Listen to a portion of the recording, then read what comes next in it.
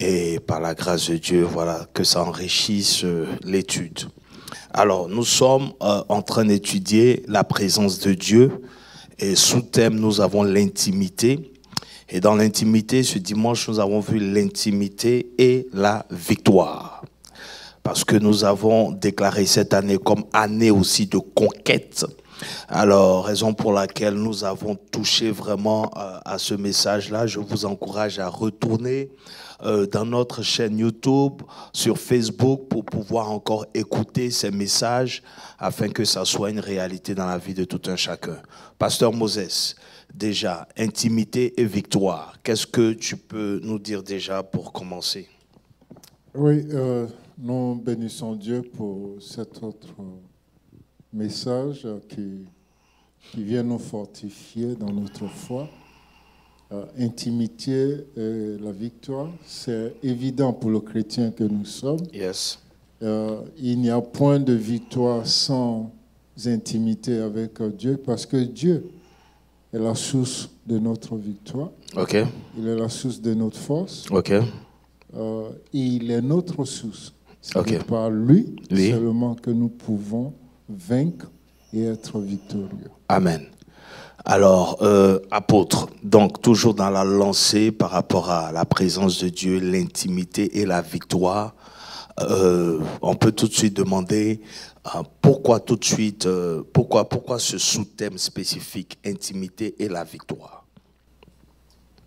Ok, la victoire est une bénédiction. Amen. Ça veut dire que lorsque vous étudiez la Bible, quand Dieu bénit Abraham dans Genèse 22, je crois à partir du verset 17, il dit « Je te bénirai, je te multiplierai, je multiplierai ta postérité comme les étoiles du ciel et comme le sable de la mer qui coule le fond des mers, ta postérité. » Maintenant, il ajoute quelque chose qu'il n'avait pas ajouté dans Genèse 12. Ça veut dire que lorsque Abraham réussit le test de first fruit, le sacrifice, automatiquement, Dieu ajoute la bénédiction de la victoire. Donc, la victoire est une bénédiction. Amen. Maintenant, c'est une bénédiction qui nous accompagne, mais elle se manifeste à partir de notre intimité.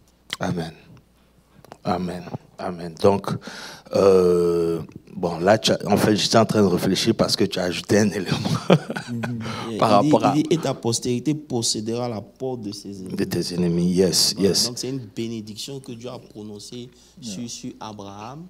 Et nous qui sommes descendants d'Abraham, cette bénédiction nous appartient. Amen. Maintenant, la manifestation de la victoire, maintenant, va dépendre de notre intimité avec Dieu. C'est pour ça que l'intimité et la victoire vont de pair. Gloire à Dieu. Amen. Mais vas-y, tu es en train de dire quelque chose? Non. En fait, j'étais sur la conquête. Mais vas-y, on peut aller. C'est juste pour expliquer le thème. Yes. C'est ce que tu m'as demandé. Yeah, tout à fait. Donc, parce que si je retourne... si je retourne à Abraham, je risque de me perdre, en fait. Non, vas-y. Parce que tu as touché un élément qui est tellement capital, c'est-à-dire qu'il a parlé à Abraham dans Genèse 12, et ici on voit une différence, je veux dire un ajout par rapport à un test qu'Abraham a réussi.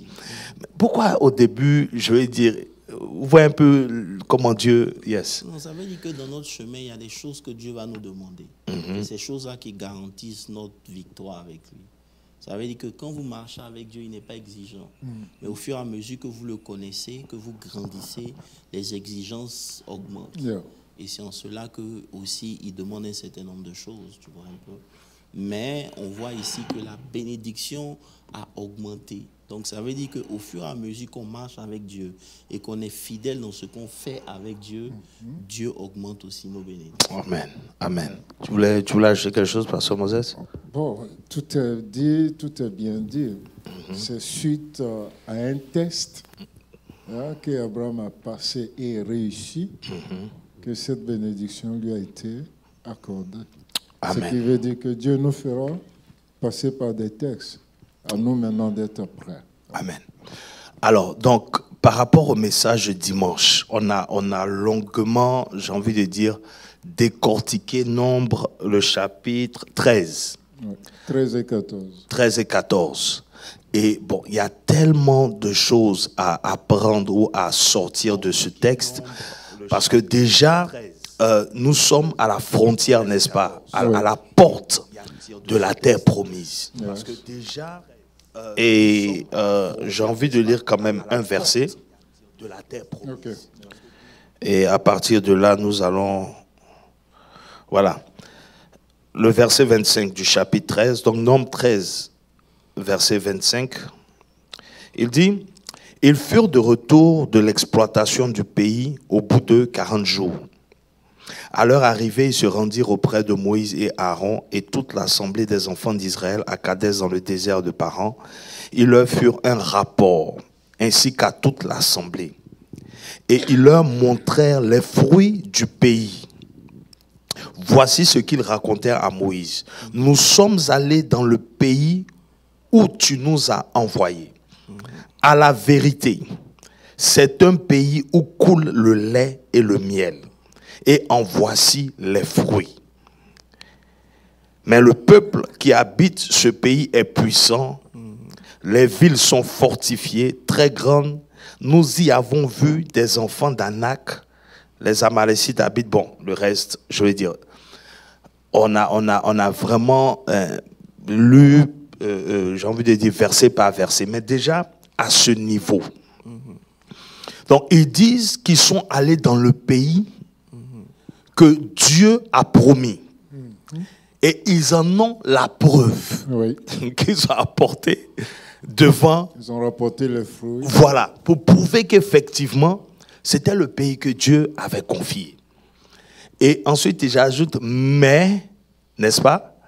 Donc ici déjà, l'état d'esprit, j'ai envie de dire, comment est-ce que nous, chrétiens, on arrive à avoir même des fois la manifestation, on peut voir déjà que Dieu effectivement est en train de répondre. Mais qu'est-ce qui fait que on met l'accent plus sur le mais, j'ai envie de dire. C'est le manque de capacité. Ça veut dire que ici, vous allez voir que lorsque Moïse, ici c'est Moïse et Josué, Josué n'est pas encore le leader, n'est-ce pas? Mais lorsque Josué prend les rênes, les mêmes esprits sont sur le terrain. Ça veut dire que les mêmes ennemis qui devaient rencontrer depuis 40 ans sont les mêmes ennemis. Dieu ne les tue pas, mais les mêmes ennemis les attendent. Est-ce que vous comprenez? Donc pendant 40 ans, ça veut dire que Dieu n'a pas changé l'ennemi. La nature du combat. Il n'a pas changé la nature du combat. Mais ce qui a changé par rapport à Josué et Moïse, c'est la capacité. Ça veut dire qu'ils n'avaient pas assez de capacité. C'est pour ça qu'on dit que Dieu ne te donne pas ce pourquoi tu pries, mais il te donne ce que tu peux handle. Si tu n'as pas la capacité de handle un certain nombre de choses, tu peux prier des centaines d'heures, Dieu ne te le donnera pas. Vous comprenez un peu? Donc ici, on voit que lorsqu'ils sont partis sur le territoire, ils ont vu, mais ils n'avaient pas ce qu'il fallait en eux pour pouvoir être confiants enough pour aller les conquérir. Mais parmi eux, il y a 2 personnes qui ont stand out, qui ont dit non, on va aller. Ça veut dire qu'eux, ils ont développé une certaine capacité que les autres n'avaient pas. C'est pour cela qu'on dit qu'en tant qu'enfant de Dieu, vous devez veiller à vous développer. Parce que les challenges ne seront pas les mêmes. Au fur et à mesure qu'on évolue, l'ennemi change de stratégie. Donc vous aussi, vous ne devez pas continuer de vivre avec la spiritualité que vous avez il y a 10 ans. Vous comprenez un peu? Très bien. Vous n'aurez pas ce qu'il faut pour handler un certain nombre de choses. On se rappelle ici quand Covid est venu, toutes les églises ont paniqué. Tout à fait. Pourquoi? Parce qu'on n'avait pas la capacité nécessaire. Tous les prophètes ne prophétisaient plus. C'était une parenthèse. Amen. Donc, Pasteur Moses, j'ai envie de demander, c'est le peuple qui a vécu quand même tous les miracles avec ce Dieu-là. Quel élément, qu'est-ce qui a fait que face à j'ai envie de dire, aux habitants, ils n'ont pas cru que c'était possible? Qu'est-ce qu'on peut... Bon,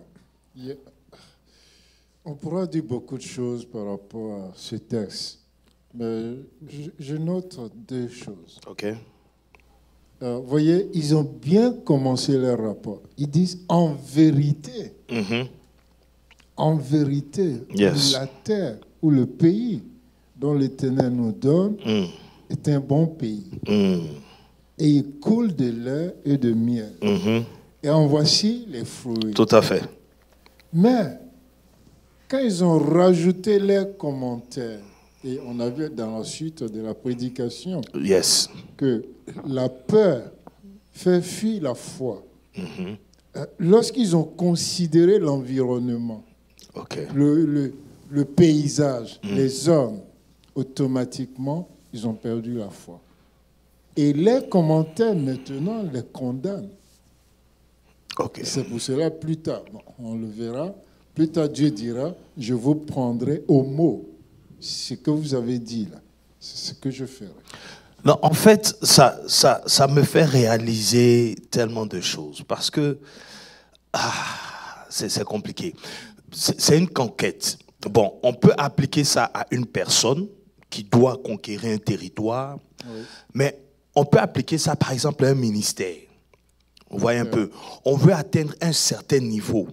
Et comment la mentalité de certaines personnes peut empêcher tout un peuple d'être limité, en fait. Retarder l'accomplissement. Vous voyez ce que je veux dire?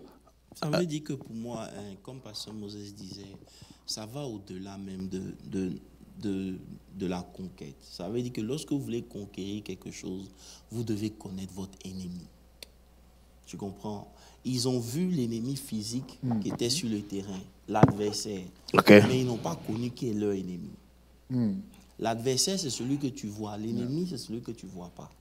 Tu comprends? Donc, ils ont plus considéré l'adversaire que l'ennemi même d'Israël, qui est Satan. Vous comprenez un peu?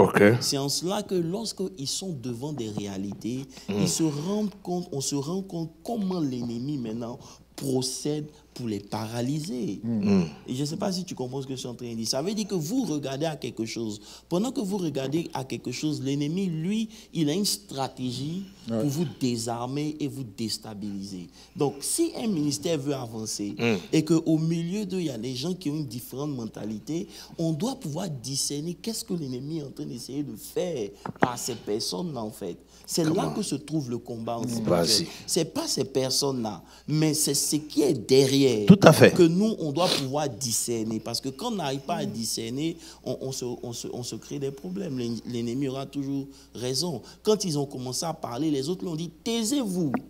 C'est OK d'avoir de l'inquiétude. Bien sûr. Mais il faut savoir d'où tu viens et il ne faut pas donner accès à l'ennemi. Vous comprenez? Mais ils n'ont pas compris tout ça. Amen. Donc, c'est un manque de connaissance qui fait que beaucoup de chrétiens n'arrivent pas à atteindre un certain objectif. Parce que le désir de réaliser de grandes choses est là.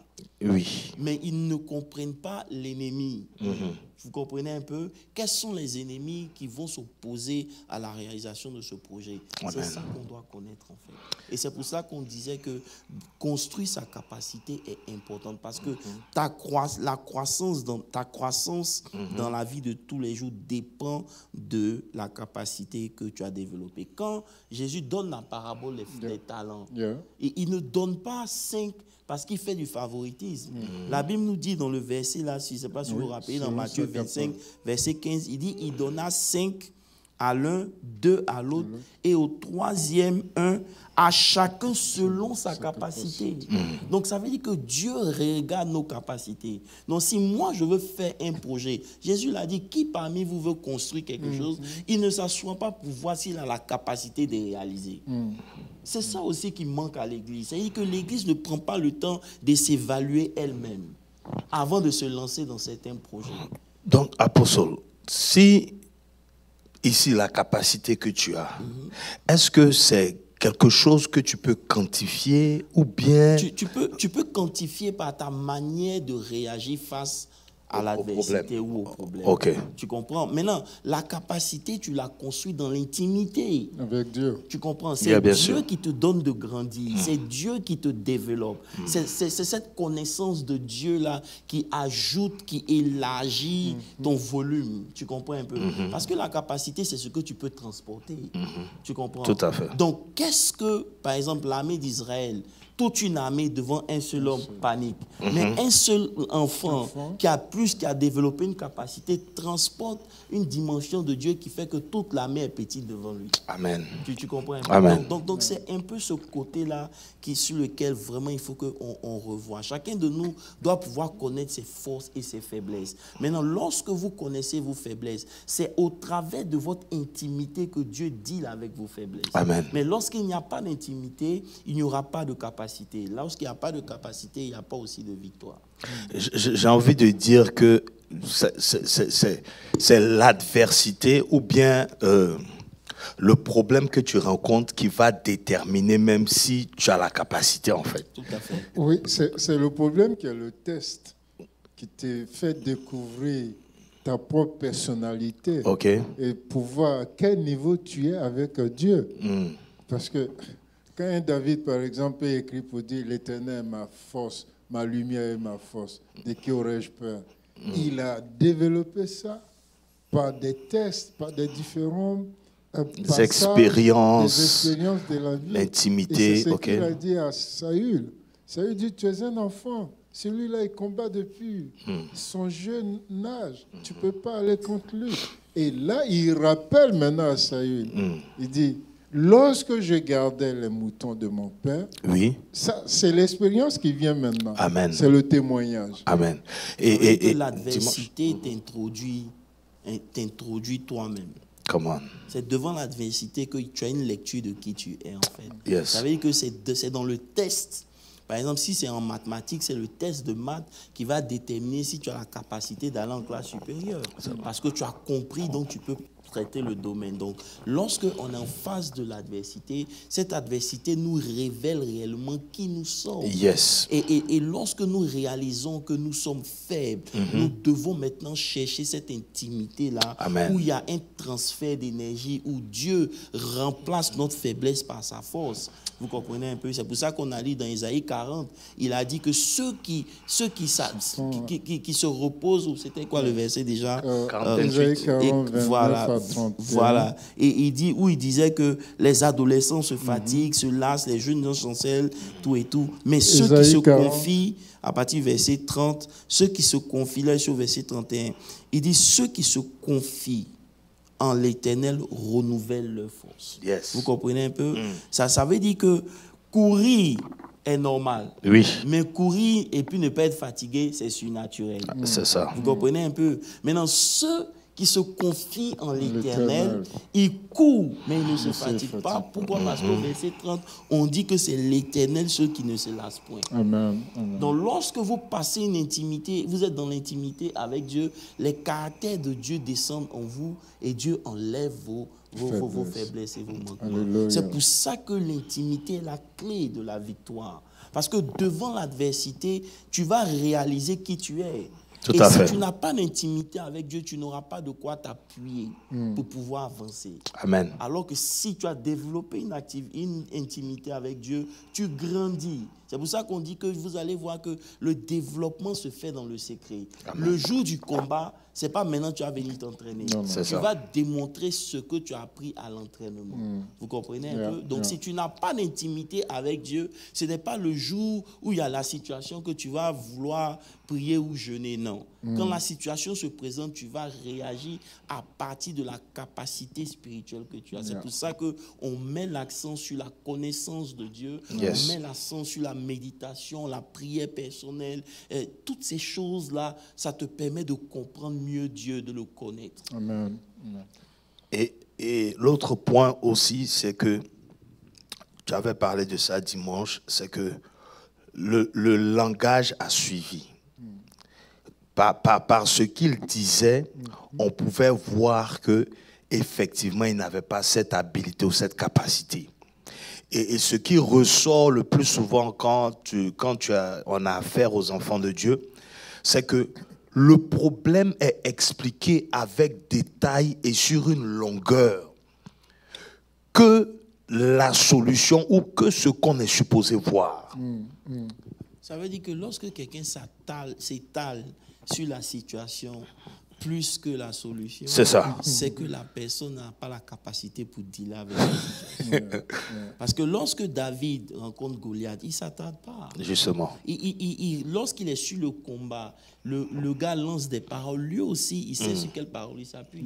Ça veut dire que vous allez voir que lorsque les chrétiens qu'on appelle telle personne, ou bien les chrétiens cherchent des solutions ça et là, ils ne sont pas en paix eux-mêmes, c'est un signe qu'il n'y a pas d'intimité. Ça ne veut pas dire que quelque chose ne peut pas vous troubler. Si, souvent on peut être troublé par les situations, mais ce trouble-là ne dure pas. Parce que vous cherchez directement la solution en Dieu. Amen. Et vous comprenez un peu. Vous vous tournez vers Dieu d'abord. Mais le problème, c'est que nous, lorsqu'on est en face d'une certaine réalité, on cherche à régler le problème. Mais lorsqu'on n'arrive pas à régler le problème, on sent nos limites. Et lorsque vous sentez vos limites, l'inquiétude monte. C'est ça. Parce que vous vous rendez, vous réalisez que vous êtes incapable de régler ce problème. Tout à fait. Et lorsque vous sentez que vous êtes incapable parce que vous n'avez pas la carrure nécessaire pour dealer avec ce problème, l'inquiétude rentre dans votre vie. Yes. Et un chrétien inquiet, c'est un chrétien qui est instable. Yes. Et c'est pour ça que justement tu as ressorti dimanche que Dieu nous a créés ainsi pour dépendre de lui. Oui. Tout à fait. Ça veut dire que ça, c'est la clé même qui pousse les gens à aller dans l'intimité. Vas-y. Ça veut dire que peu importe vos aptitudes, il y aura toujours un manquement. C'est ça. C'est pour ça que vous voyez des gens qui sont super intelligents mais qui ne trouvent pas du travail. Vous voyez des gens qui sont super belles mais qui n'arrivent pas à se marier. C'est pour dire que ce n'est pas tous ces atouts-là qui conditionnent votre vie. Non, c'est la main de Dieu, l'intervention divine de Dieu dans votre vie qui détermine les résultats que vous avez. Et lorsque un homme fait quelque chose de lui-même et que un autre homme est appuyé par Dieu, les résultats sont différents. Come on. Vous comprenez? C'est-à-dire que quand un homme intelligent fait quelque chose et puis un homme intelligent appuyé par Dieu, ça donne un résultat différent. Amen. Vous comprenez? Amen. Et c'est cela. Dieu nous a créés. C'est pour ça que Romains 8, le verset 26, il parle de la faiblesse. Il dit que nous ne savons pas quoi de même, mais le Saint-Esprit qui connaît nos infimités. Vous comprenez un peu? Ainsi, de même, l'Esprit nous aide dans nos infimités, dans nos faiblesses. Tu comprends? Et cette faiblesse, ce n'est pas une faiblesse qu'on peut soulager avec paracétamol ou bien même avec l'argent ou quoi que ce soit. C'est une faiblesse spirituelle que seulement le Saint-Esprit peut combler. Vous comprenez? Et il dit que cette faiblesse, on ne sait pas quoi demander, même quand on veut demander. Vous comprenez? Donc tout part à partir de notre intimité avec Dieu. Même dans ce domaine que tu viens de juste écorcher, paracétamol. En fait, j'ai fait l'expérience que quand je prends un médicament, sans avoir prié pour que Dieu sanctifie le médicament et que ça me soulage quelque chose comme ça, bon, j'ai une phrase que j'ajoute toujours. Les médecins soignent, mais tu es le Dieu qui guérit. Bon, quand je ne fais pas ça, ça n'agit pas. Je peux finir le paquet du médicament sans résultat. Et je connais des personnes aussi qui ont fait les mêmes expériences. Pour dire que ça peut paraître une parole banale. On court après paracétamol, mais il faut savoir que Dieu est la source de la guérison. Amen. Et en fait, ça relève pour moi dans tout ça. Je crois que le point culminant pour moi, quand j'étudie encore ce texte, c'est que l'homme doit avoir une position d'humilité. Amen.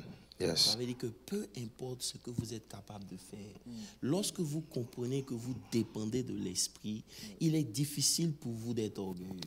C'est pour ça que même Jésus, lorsqu'il vient, il est sur la terre pendant 30 ans, personne ne parle de lui jusqu'à ce qu'il prenne certaines positions. Lorsqu'il accepte de s'abaisser devant Jean-Baptiste, pour que ce qui doit être fait soit fait, automatiquement le ciel s'est ouvert. Ça veut dire qu'il y a beaucoup parmi nous, parce que dans le spirituel, ils sont autosuffisants, Dieu ne parle pas pour eux. C'est une position d'humilité qui te pousse à l'intimité. Cette intimité-là, tu comprends sa nécessité parce que tu comprends que tu es limité. Donc, tu dépends entièrement de Dieu. Donc, ça veut dire de façon implicite que celui qui n'a pas d'intimité est orgueilleux. Amen. C'est tellement Ça vrai. peut être voilé, mais c'est clair. Oui, Non, ça veut dire que c'est clair. voilé. C'est pour ça que lorsqu'il y a un problème, Dieu n'est pas son premier recours. Tu comprends un peu? Il essaie de chercher des solutions. Mais celui qui est humble, il comprend que même si c'est un petit truc, si Dieu ne met pas sa main dedans, ça peut devenir autre chose.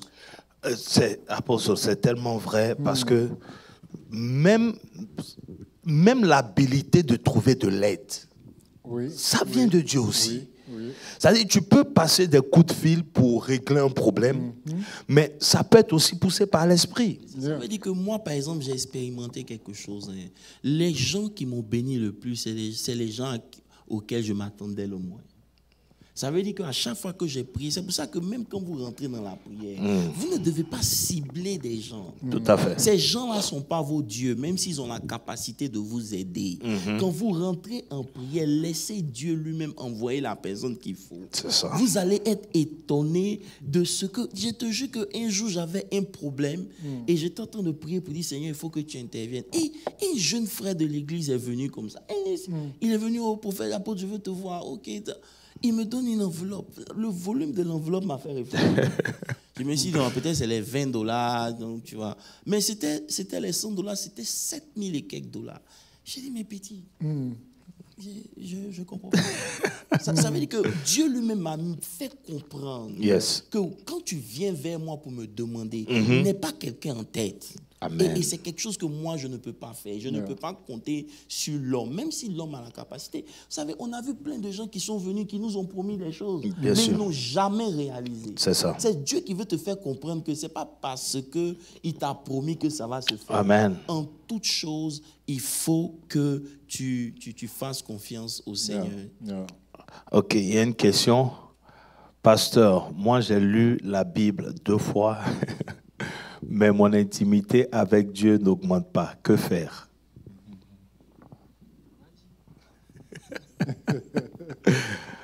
Waouh! Continue de lire. Ça, c'est de 1. Il ne faut pas arrêter de lire. Et puis, il faut aussi ajouter à la parole la prière. Il faut ajouter la prière aussi et t'assurer que tu as expérimenté le Saint-Esprit. C'est-à-dire qu'il y a des personnes qui lisent par raison. Je ne connais pas tes motivations derrière ta lecture, mais une chose qui nous aide dans l'intimité, c'est l'Esprit de Dieu. C'est-à-dire que tu utilises la parole, la prière, mais il faut que ça soit par l'Esprit de Dieu. Et c'est comme ça que tu vas voir que tu vas développer ton intimité avec Dieu. Bon, c'est ce que je peux dire. Et ça veut dire que, comme Pasteur Landry a dit, tout se fait à partir de l'Esprit. Lire 2 fois la Bible ne veut rien dire. Parce qu'il y en a qui lisent la Bible comme un roman. Ce n'est pas un roman. Quand on parle d'intimité ici, c'est le temps que tu cèdes à Dieu. Amen. Ça veut dire que tu comprends que tu as besoin de Dieu. C'est ça. Donc, en plus de lire ta Bible, il y a un temps d'adoration, il y a un temps d'intimité. Quand on dit que tu es intime là, avec quelqu'un, ça veut dire que vous partagez quelque chose. Vous êtes dans... Il n'y a pas de gêne. Donc, pendant que je finis de lire ma Bible, la lecture de la Bible, qu'est-ce que ça fait? Ça me pousse même à l'intimité. Amen. Parce que lorsque je découvre la grandeur de Dieu, je découvre mes incapacités, automatiquement je viens vers Dieu et puis je commence à dire, Seigneur, j'ai besoin de toi. Amen. Donc, si tu as lu la Bible 2 fois, c'est une bonne chose. Mais il faut ajouter un temps avec Dieu où tu mets ta Bible de côté et tu commences à parler à Dieu en langue. Tu commences à dire, Seigneur, viens, un temps d'adoration où tu crées du temps pour Dieu. C'est comme si tu te ressourçais. La même manière dont tu charges ton téléphone quand ta batterie est morte, là, c'est de cette même manière ton intimité devient un temps de rechargement spirituel. Vous comprenez? C'est pour ça que quand on vient à l'église, on vient à l'église pour se ressourcer et puis attaquer la semaine, en fait. Vous comprenez un peu? Donc, c'est un peu ça pour répondre à sa question. Tu peux lire la Bible même 10 fois, ça ne va rien changer si l'Esprit de Dieu n'est pas là. Et si tu ne crées pas cette intimité-là, un temps où quand tu as lu ce que tu as lu, qu'est-ce que ça t'a apporté? Qu'est-ce que ça t'a obligé à faire?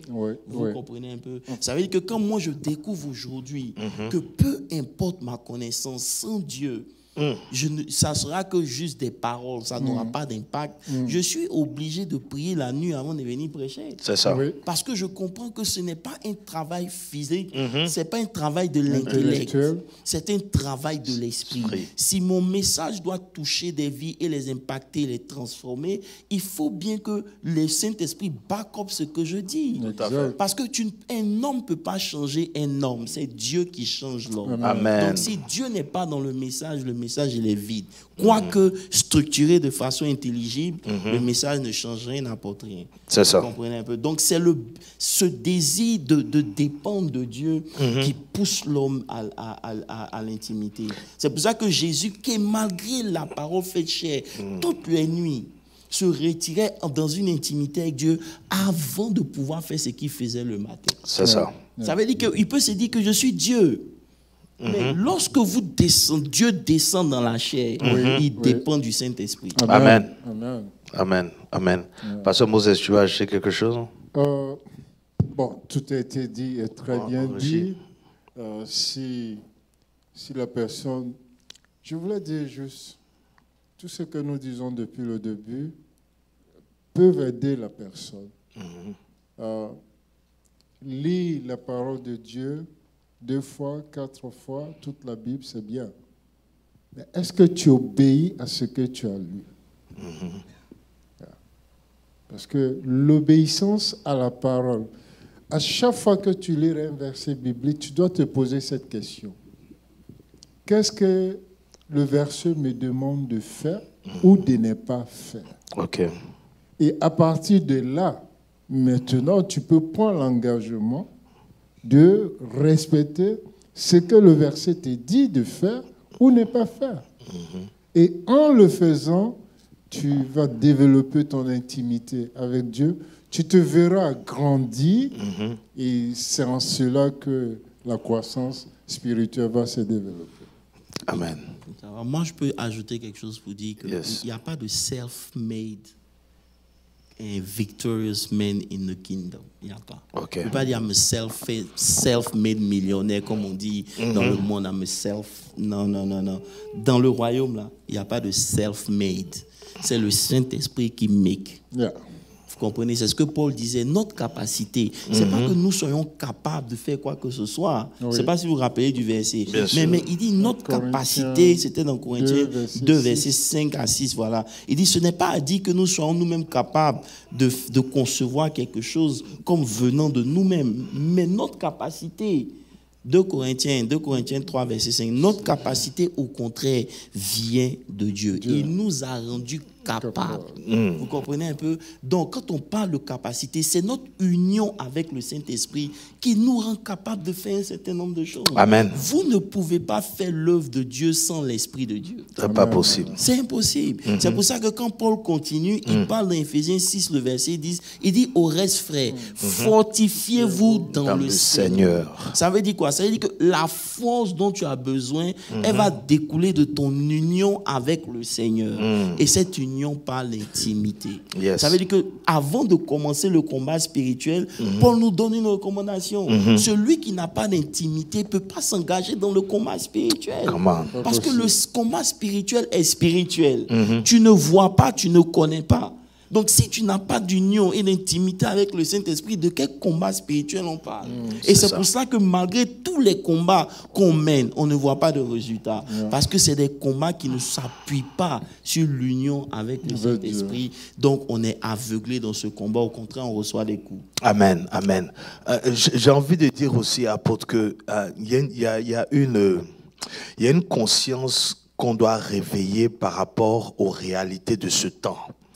Ça dit qu'il y a tellement d'esprits qui se sont levés. Aujourd'hui, je ne sais pas comment est-ce qu'on peut avancer sans l'Esprit de Dieu pour nous qui avons décidé de marcher avec Dieu. Parce que d'abord, Dieu, il est esprit. Ça, c'est une chose.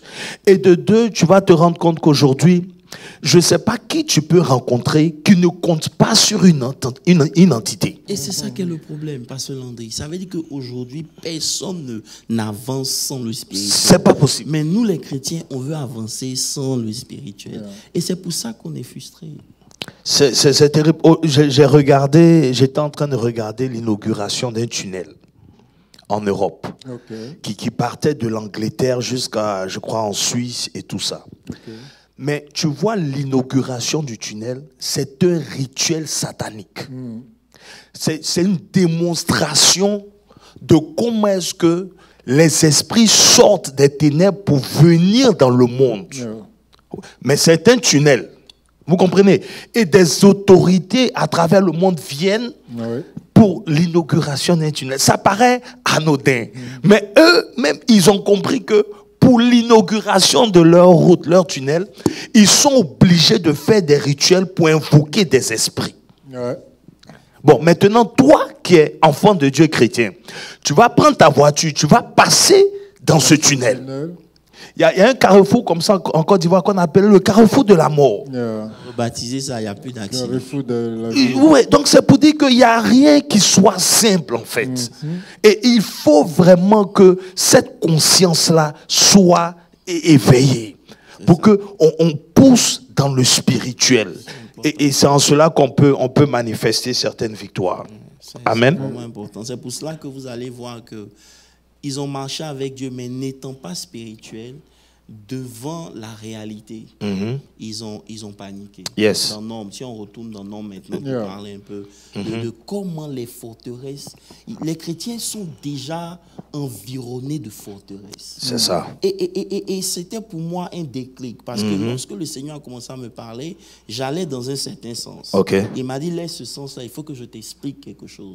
Vous n'allez pas pouvoir avancer, même dans mon intimité, si les forteresses ne sont pas débloquées. Très capital. Vous comprenez? Donc, quand ils arrivent, ils reviennent, ils font un rapport. Et comme on l'a lu, il dit, voici, verset 27, Nombre 13, il racontait à Moïse, il dit, nous sommes allés dans le pays où tu nous as envoyés, à la vérité. C'est un pays où coule le lait, le miel, et voici les fruits. Ça veut dire que selon la vérité, ce que Dieu avait dit est vrai. Est vrai. Je ne sais pas si vous comprenez un peu. Très clair. C'est que Dieu a promis cette année-là, c'est vrai. Amen. Et ça ne peut pas changer. Amen. Maintenant, mais le peuple qui habite est un peuple puissant. Ça veut dire qu'ici, ils ont commencé à exagérer. Ça veut dire qu'ils ont commencé à réfléchir. Ils ont laissé quoi à leur imagination. Vous vous basez sur quoi pour dire que c'est un peuple qui est puissant? Lorsque vous avez traversé la mer Rouge que ce peuple ne peut pas traverser, la manière dont vous avez traversé. C'est ça. Come on, yes. Ça veut dire que souvent notre imagination, c'est pour ça qu'on dit qu'il faut éviter, je me rappelle, je ne sais pas si c'est ce dimanche on parlait de piano. Oui, c'est ce dimanche. Il faut éviter de laisser l'ennemi jouer à ton piano. Parce que ton cerveau, c'est comme un piano. Les pensées, là, c'est quelqu'un qui joue. Donc, lorsque les pensées commencent à se trimballer, il faut faire attention. Il faut les ramener à la vérité. Est-ce que vous comprenez un peu? Donc, ils disent ici que mais le peuple est puissant. Les villes sont fortifiées. Ça ne voulait rien dire. Verset 29, il dit, Amalek habite la contrée de Midi. Ils ont commencé à citer tous les habitants. Mais vous allez voir que malgré tout ça, Dieu permet que quelqu'un parle. Amen. Je ne sais pas si vous comprenez comment Dieu fait ces choses. Mais souvent, on ne paye pas attention à ce que Dieu fait. Ça veut dire que tu peux traverser des moments difficiles et Dieu va envoyer quelqu'un pour te parler. Mais malgré que cette personne te parle, à cause des forteresses, tu n'entends pas. En principe, quand Caleb leur avait parlé, ça devait les fortifier. Il fit taire le peuple. Il fit taire le peuple. Est-ce que tu comprends un peu? Mais, verset 30. Voilà, au verset 30, il fit taire le peuple qui murmurait contre Moïse. Et il dit, montons, emparons-nous, et nous y serons vainqueurs. Est-ce que tu comprends un peu? Donc, la réalité de la description de la situation, c'est-à-dire que la description de la situation, c'est la réalité. Mais la vérité, c'est la parole de Dieu. C'est ça. Et c'est ce qu'il dit, nous y serons vainqueurs. Pas parce que nous voulons aller, mais c'est parce que Dieu nous a dit de partir. C'est en cela que la capacité joue un rôle. Ça veut dire que ce que tu as appris dans ton intimité, c'est ce que tu manifestes sur le terrain. Donc, si tu n'as pas d'intimité avec Dieu, tu ne pourras rien manifester sur le terrain. Vous comprenez un peu? Ils disent, très clair. On va partir, on sera vainqueur. Mais les autres ont commencé maintenant à exagérer. Voilà ce qu'ils ont dit. Ils ont dit, au verset 31, je ne vais pas rentrer dans tout ça, ils disent que le pays avale ses habitants. En fait, apôtre, quand tu lis, on a l'impression que c'est une fiction. Mais c'est une histoire. Vrai. C'est une histoire vraie. Je veux dire que c'est un peuple qui effectivement est allé physiquement pour prendre un territoire que Dieu a promis. Et il se retrouve face à tout ce qu'on est en train de décrire là. Et ça explique comment est-ce que tu es en train de dire notre mind. Ça veut dire que devant leur bénédiction, le diable utilise leurs propres pensées pour les détourner. Et ça, si un chrétien ne comprend pas ça, il n'ira nulle part. C'est-à-dire que souvent, le diable n'a même pas besoin d'intervenir. Il a déjà intervenu. Comment? En posant des manières de penser dans ton esprit qui va activer au moment venu. Oui. On a donné l'exemple de cet enfant, de cet étudiant brillant au Nigeria, qui a une bourse d'études pour venir étudier ici. Mais dès que il a voulu, dès que le temps est venu, les histoires de les Américains sont dangereux, on tue les gens dans les rues. Je ne sais pas si vous avez déjà entendu ça. Mais nous, on a Dallas ici, on ne voit pas où les gens se tirent dessus. C'est vrai que ça existe. Mais cette mentalité-là était tellement forte dans son esprit qu'il ne s'est pas inscrit. Quand la peur l'a quitté, c'est quand les inscriptions étaient finies. Ça veut dire que de façon subtile, le diable lui-même a bloqué la destinée de cet étudiant. Yes. Et c'est cela qu'on doit comprendre, que l'ennemi n'est pas notre camarade. Quand la Bible dit que nous n'avons pas à lutter contre la chair et le sang, c'est une réalité. Il peut utiliser la chair et le sang, mais nous ne devons pas combattre contre la chair et le sang. C'est lui qui est derrière. Mais ici, on ne discerne pas ça. C'est là qu'est le problème. Mais j'ai envie de dire, en fait, le territoire en question, Dieu veut vraiment se glorifier. Parce que si c'est un territoire que j'ai envie de dire, si c'est quelque chose que toi-même, par ton potentiel, ta capacité, tu peux avoir ou tu peux conquérir. Bon, là même, tu n'as même pas besoin de Dieu. Mais ça nous emmène à réaliser que tout ce que Dieu va nous donner ou va nous demander de faire va nous amener à activer la foi.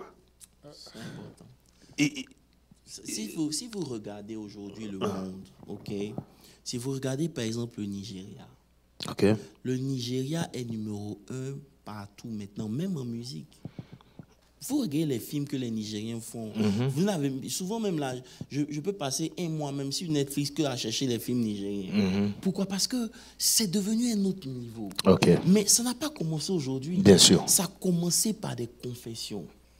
Un Nigérien ne va jamais dire quelque chose de négatif. Jamais. Et je ne sais pas si c'est quel homme de Dieu qui nous avait expliqué qu'ils sont montés dans l'ascenseur. Et puis le gars lui demande, "Are you going down?" Il dit, "I'll never go down." Ou bien il te dira, "Go for it." Non, il dit, "Non, I'll never go down." Ça veut dire qu'on te demande seulement dans l'ascenseur, est-ce que tu t'en vas, tu descends? Il dit jamais. Prends pas la parole à la légère. Parce que la parole est importante. C'est ça. Les confessions sont importantes. Et aujourd'hui, là où ils sont arrivés, là, c'est le fruit de leur mentalité. C'est ça. Partout où ils vont, ils se disent qu'ils doivent réussir. C'est ça. On a parlé ça du Naja Factor, mais c'est ce facteur-là qui fait aujourd'hui la différence. Vous comprenez un peu? Mais nous, les peuples francophones, on n'a pas cette mentalité. Il n'y a pas un peuple qui est négatif comme le francophone.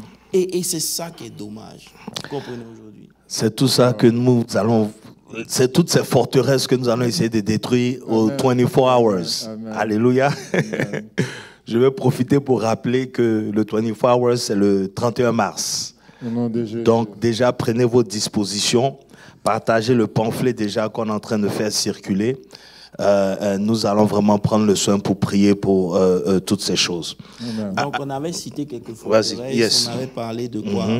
On a commencé par l'inquiétude, la peur. Ça veut dire qu'il y a des chrétiens inquiets, il n'y a pas de main, quoi. Ça veut dire que pour eux, là, si le problème n'est pas réglé, ils sont foutus.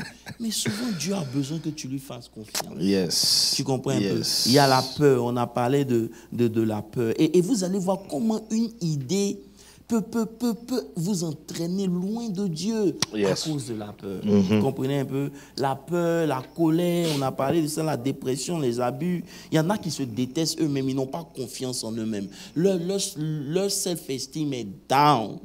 Ça veut dire qu'une telle personne, ce n'est pas la délivrance. C'est-à-dire que tu dois l'emmener à réaliser d'abord qu'elle est quelque chose. C'est un travail de longue haleine. Vous comprenez un peu? Et tout ça, c'est ce que l'ennemi utilise. Mais la vérité, c'est que celui qui est victorieux dans son mind, il sera victorieux sur le terrain. Amen. Et c'est ça. Et aujourd'hui, on doit reconnaître la présence de forteresses dans nos vies. Celui qui ne prend pas le temps d'analyser les forteresses, ça veut dire quoi? C'est quelle pensée tu as et automatiquement ça te décourage. C'est une forteresse. C'est quelle pensée que tu développes et puis en même temps tu te sens incapable. C'est une forteresse. Et tant que tu n'adresses pas ces choses-là, tu perds ton temps. Parce que quand même tu vas finir de prier et que Dieu va te dire va. Et Dieu a dit, il dit vois, je livre Jéricho en tes mains. Mais Jéricho n'est pas tombé directement. Il a fallu 7 jours où tu es silencieux. Pourquoi? Dieu ne veut même pas que tu parles. Il veut que tu lui fasses confiance seulement. Maintenant, tu marches, mais tu ne vois rien. Ça veut dire qu'il veut d'abord, il voulait vaincre tout ce qui pouvait être une forteresse dans ta pensée avant que la forteresse qui est en face de toi ne tombe. This is deep, Pasteur Landry. Aujourd'hui, les chrétiens sont remplis de forteresses. Tu as relevé un point par rapport à la forteresse dimanche, c'est-à-dire le facteur temps, qui est très important. À cause de ce sont des forteresses.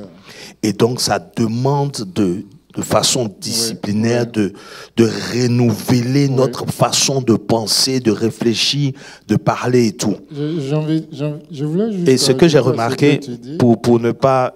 perdre le fil. C'était dans Ésaïe 40. La version française dit « ceux qui se confient en l'Éternel ». Mais tu vas voir en anglais, on dit « those that wait on the Lord ».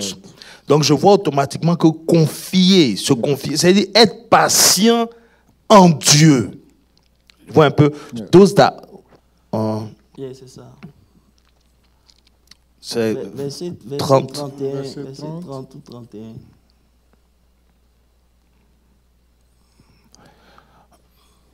Ok. Donc, il dit, ne le sais-tu pas, tu as appris, c'est le Dieu de... Verset 30. D'accord. Maintenant, la vérité aujourd'hui, c'est que Pasteur Landry, il y a quand même une progression. Parce que je parlais à quelqu'un qui me disait qu'une chose que j'ai appris, c'est que le timing of God is the best. Amen. C'est une victoire. C'est ça. But those who wait on the Lord shall renew their strength. Ça veut dire que pendant que tu es en train d'attendre, tu ne perds pas ton temps. C'est ça. C'est ça que les gens ne comprennent pas. Ça veut dire qu'aujourd'hui, cette histoire de temps, ça nous pousse à faire des choses. C'est-à-dire nous-mêmes, on crée notre propre agenda. Et le diable utilise ça parce qu'il y a une forteresse. Et tant que cette forteresse n'est pas vaincue, quand le diable veut te déstabiliser, il utilise le temps. Quand quelque chose tarde, regarde Daniel. Daniel était un homme saint. C'était un homme qui prie. Mais lorsqu'il prie, sa réponse ne vient pas automatiquement. Daniel aurait pu se dire, mais attends, avec tous ces sacrifices qu'on a fait, on m'a castré. On a fait ceci, on a fait cela. Dieu aussi, il ne peut pas me répondre petite prière que je suis en train de faire là. C'est ça. Mais non. Ça, c'est notre attitude. Ça. Mais oui, c'est l'attitude qu'on a. C'est une attitude d'orgueil. C'est ça. Vous comprenez? Et ça fait que tu n'es plus en train de dépendre de Dieu. Mais il est resté là pendant 21 jours. Un homme saint. Maintenant, toi, tu mens à longueur de journée. Tu fais tes trucs, tes pensées sont mauvaises. Mais quand toi, tu pries là, Dieu n'a qu'à automatiquement te répondre. Donc, s'il ne te répond pas là, c'est que toi, tu as fait de Dieu là, tu mets à côté, tu cherches ta propre solution. Et c'est ce qui nous tue, Pasteur Landry. Pasteur Moses, tu voulais dire quelque chose? Oui, en fait, tout à l'heure, quand tu parlais, je voulais juste appuyer sur le facteur promesse. Ok. Tu l'as dit, et on n'arrête pas de répéter depuis. Quand Dieu promet, Dieu veille à ce que ce qu'il a promis s'accomplisse. C'est ça. Maintenant, comme tu l'as dit, c'est dans l'attente. OK. Dans l'attente, il y a l'épreuve qui est là, mais tout en faisant face à l'épreuve, nous devons apprendre à attendre. OK. Et pendant qu'on attend, il faut rappeler à Dieu cette promesse-là. OK. Il faut se fortifier dans le Seigneur en se rappelant à soi-même la promesse qu'il a faite. Ça c'est un côté. Hein. Ça veut dire Mais- que lorsque tu connais tes faiblesses et que tu sais que tu as besoin de Dieu, tu n'es pas pressé. Parce que Moses, C'est ça. C'est pour ça que je voulais revenir à Vas-y, nous-mêmes. vas-y. Non, en fait, c'est ça. L'autre côté, c'est comme on dit, on parle de développer nos capacités. C'est ça. C'est-à-dire avoir l'habilité de manager ce que Dieu va te donner. C'est pas un homme qui te donne ça. Et il sait si tu peux handler. Yeah. Tu vois un peu. Dieu sait. La Bible dit que Moïse était l'homme le plus patient. Vous savez ce que ça veut dire? Devant Israël, dis-là avec ce peuple-là, il était l'homme le plus patient. Wow. Pourquoi? Ça veut dire que tout ce temps qu'il a passé, Dieu a développé ces choses. 40 ans dans le désert, Pasteur Landry. 40 ans dans le désert. De prince à berger. C'est alors que ce soit le contraire, de berger à roi, lui il est passé de prince à berger. Tu comprends? Et c'est plus difficile pour quelqu'un qui a connu la gloire de descendre que quelqu'un qui n'a jamais connu la gloire de monter. Ouais. Vous comprenez un peu? Mais C'est- il a attendu, Dieu l'a formé. C'est pour ça qu'aujourd'hui, les forteresses sont une réalité, Pasteur Landry. Vous voyez les gens parler dans leur langage, tu peux sentir leur forteresse. Vous voyez, c'est pour ça que Dieu ne peut pas bénir tout le monde avec l'argent. C'est Parce ça. que ce qui sort de leur bouche, ce n'est pas des projets qui glorifient glorifient. Dieu. C'est ça. C'est all about them. Tu comprends un peu? Ce n'est pas mauvais. Mais c'est-à-dire que quand tu n'es pas kingdom-minded, qu'est-ce que tu peux faire pour le royaume? Si ce n'est pas ça qui t'anime, Dieu va te regarder. C'est Tu pas faux. comprends un peu? Wow. Et voilà. Et c'est pour cela qu'on a parlé de comment briser. Je sais qu'il nous reste pas un peu de temps, mais si on peut toucher ça, ce serait bien. Comment on peut briser les... Mais vas-y, tu t'es là. dis-moi. Comment... Comment on peut briser les forteresses? Pasteur Moses. Bon, c'est tout ce que Et nous on passe à disons. l'application vendredi. Briser les forteresses, c'est s'appuyer sur la promesse de Dieu, lui faire confiance OK. et avancer dans le combat malgré la situation. Amen, c'est ça. Ça veut dire que pour briser les forteresses, il faut connaître la vérité. Il dit, vous connaîtrez la vérité. La vérité vous affranchira. Ça veut dire que connaître déjà la vérité, ça fait tomber les mensonges du diable. Vous comprenez? Mais, et c'est pour cela que lorsque Dieu parle à Josué, il dit à Josué, je serai avec toi comme j'étais avec Moïse. Fortifie-toi. Que ce livre de la loi Yes. ne s'éloigne point de toi. Médite-le jour et nuit pour agir fidèlement. C'est alors que tu réussiras dans tout ce que tu vas entreprendre. Qu'est-ce que Dieu est en train de dire à Josué? Remplis tes pensées de ce que je suis capable de faire. Amen. Amen. C'est ça qui est la vérité. Yeah. C'est pour ça qu'arrivé à un niveau de développement, Moïse, Josué peut dire, soleil, arrête-toi. Il n'a pas vu Moïse faire ça. Yes. Mais il est arrivé à un niveau de compréhension que Dieu est capable de tout. Yeah. Il faut simplement que moi, je lui fasse confiance. C'est pour ça qu'on a dit, ce qui brise d'abord les forteresses, c'est la vérité. Lorsque vous connaîtrez la vérité, vous serez affranchis. D'abord dans vos pensées. Toutes les limitations vont tomber parce que vous savez que même si ce que je suis en train d'expérimenter est réel, ce n'est pas la vérité. C'est ça. Et ma destinée n'est pas limitée à mon ça. présent. Non. Ma condition ne détermine pas ma destinée. Ma destinée est plus grande que ma condition. Amen. Et c'est des choses que tu dois te dire à longueur de journée. Amen. C'est pour ça qu'on disait que lorsque quelqu'un pense, ce qui bloque sa pensée, c'est sa parole. Yes. Vous comprenez? Il est possible de penser parce que la haine ne s'installe pas dans ton cœur comme ça. Ça vient avec un processus. Tout à fait. Ça veut dire que tous les jours, tu penses au mal que la personne t'a fait. Yes. Tu penses à ça, ça devient une forteresse. Tu réfléchis même comment tu as fait pour dealer avec la personne. C'est ça. Et pendant que tu penses comme ça, si tu veux briser cette forteresse, tu dois commencer à dire Dieu amour. Celui qui est son frère dans les ténèbres, C'est ça. j'aime ce frère. C'est ça. J'aime cette sœur. Dieu est amour. C'est la Celui clé. qui est son frère est dans les ténèbres. ténèbres, j'aime ce frère.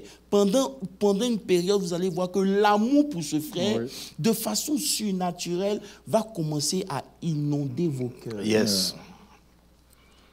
Vous comprenez? Tout à fait. Va inonder vos cœurs. C'est pour ça qu'il dit que, il dit en toute chose, faites connaître à Dieu vos besoins par les supplications, toutes ces choses-là. Et la paix de Dieu qui surpasse le mot qu'il dit là, gardera votre cœur. Ça veut dire, l'amour de Dieu va commencer à bâtir une forteresse autour de votre cœur au point où la haine ne peut pas venir. C'est ça. Vous comprenez un peu? Mais vous rentrez dans les églises, les combats entre les frères et les sœurs, c'est digne d'un film western. Ça c'est une clé, c'est une major key. Voilà. L'amour, comme tu as dit, apostole. Voilà. Même les personnes même qui, honnêtement, ne sont pas ancrées même dans la chrétienté, qui ont développé, je ne sais pas, ce côté-là, ne pas garder rancune, pardonner, vous allez voir qu'ils vont toujours vous dire qu'ils ont une protection spéciale. Oui, les païens entre eux. Ça. Voilà, c'est-à-dire que l'amour, c'est une protection. Maintenant, quand on rentre, c'est pour ça que la Bible dit que l'amour de Christ, la révélation de l'amour de Christ est au-dessus de toute connaissance. Amen. Et il dit, mon peuple périt par manque de connaissance, comme on est en train de dire. Tu vois? Donc, connaître Dieu ou méditer la parole va t'emmener non seulement à développer cet amour pour toute personne que Dieu a créée. Et puis, comme tu aimes parler de foi, la réalité, c'est que lorsqu'il y a une forteresse, la foi disparaît. Si un chrétien doit opérer sa foi, il doit enlever les forteresses. Parce que ce qui combat la foi, c'est ton imagination. C'est pour ça que leur foi a été paralysée. Yes. Malgré que Jésus et Caleb ont parlé, ils étaient paralysés. Donc beaucoup de gens parlent de foi, il faut avoir la foi, mais tu ne peux pas avoir la foi quand dans ton mind il y a une forteresse. Lorsque les forteresses vont tomber, tu vas voir que ces géants-là sont des nains. Tu vas voir que celui qui est en toi est plus fort que celui qui est dans le monde. Il t'est facile d'opérer la foi.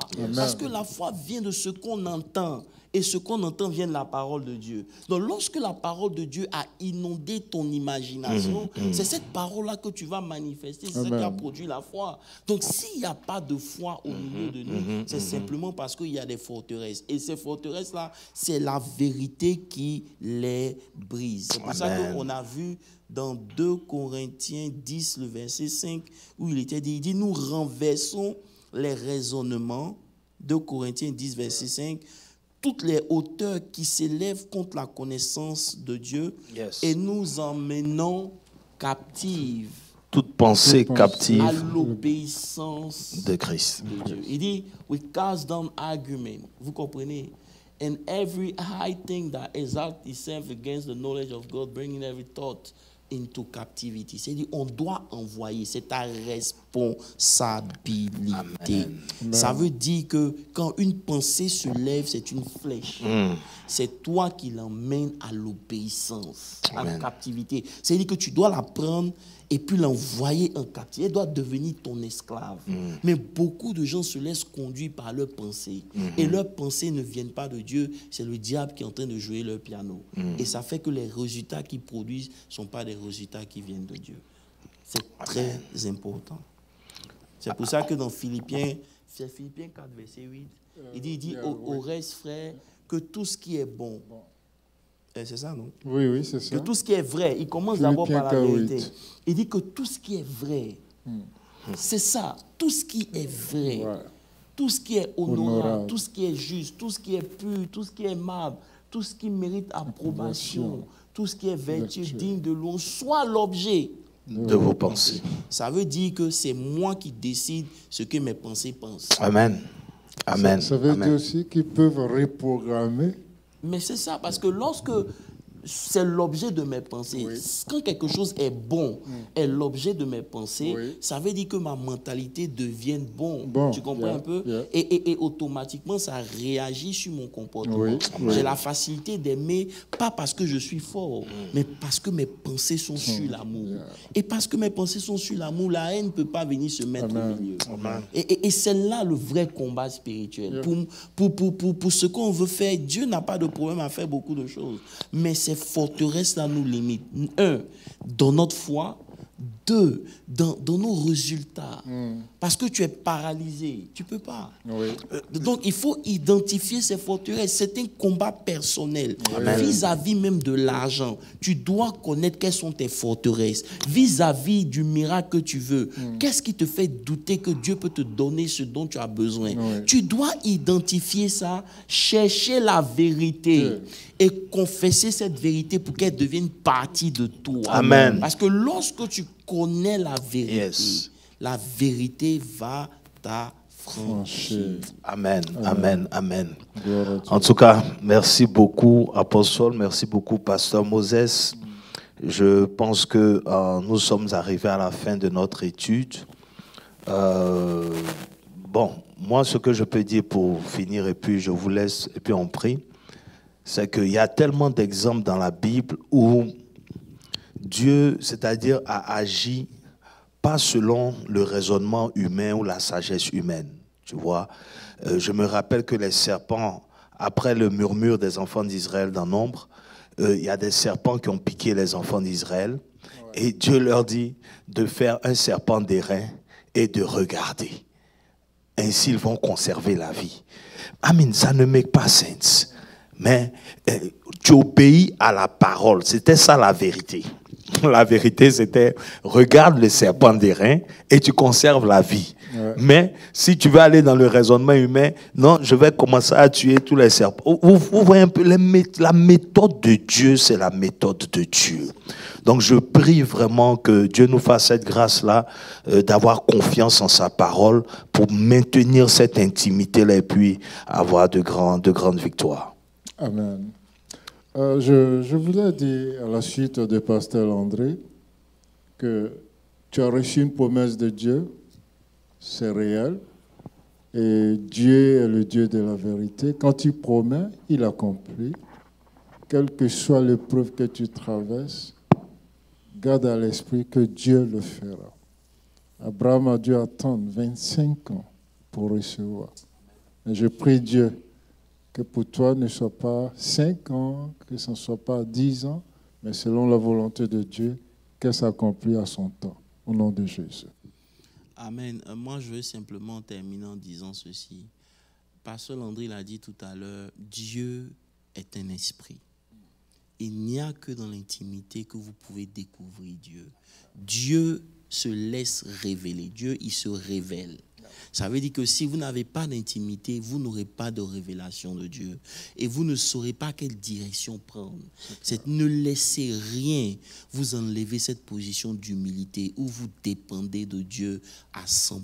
C'est la clé pour réussir en 2023. Même quand la chose est facile, demande à Dieu, est-ce que je dois aller? Ça fait qu'il n'y a personne qui dépend de Dieu et Dieu ne vient pas vers lui. La présence de Dieu accompagne ceux qui prennent cette position d'humilité. En même temps, vous devez aussi analyser quelles sont les forteresses, qu'est-ce que l'ennemi utilise pour empêcher votre miracle. Vous devez discerner. Lorsque vous les discernez, cherchez la vérité. Et la vérité se trouve dans sa parole. Méditez cette parole et cette parole va vous donner de vous établir dans la vérité. Lorsque la vérité est établie, elle produit ce pourquoi elle a été donnée. Rappelez-vous, on l'a dit, que Dieu utilise plusieurs moyens pour manifester sa puissance. Il y a la présence de Dieu, il y a l'alliance et il y a ses principes. Derrière chaque principe de Dieu, il y a une manifestation. Amen. Derrière chaque parole de Dieu, il y a un esprit. Amen. Selon Isaïe, il y a un esprit. Yes. Et c'est pour ça que Jésus dit que mes paroles sont esprit et vie. Donc celui qui prend cette parole-là et qui l'accepte comme vérité, l'esprit derrière va manifester la vie dans sa vie. Amen. Amen. C'est tout ce que Dieu nous demande. Et c'est là la chose la plus difficile en tant que chrétien, c'est tout. accepter la vérité et marcher selon la vérité. C'est en même temps aussi la chose que beaucoup parmi nous ne peuvent pas faire. Que Dieu nous aide. Amen. Et que sa grâce surabonde sur nos vies. Amen. Que Dieu vous bénisse. Merci d'avoir pris le temps de nous suivre. Que la grâce de Dieu vous accompagne au nom de Jésus. Amen. Amen.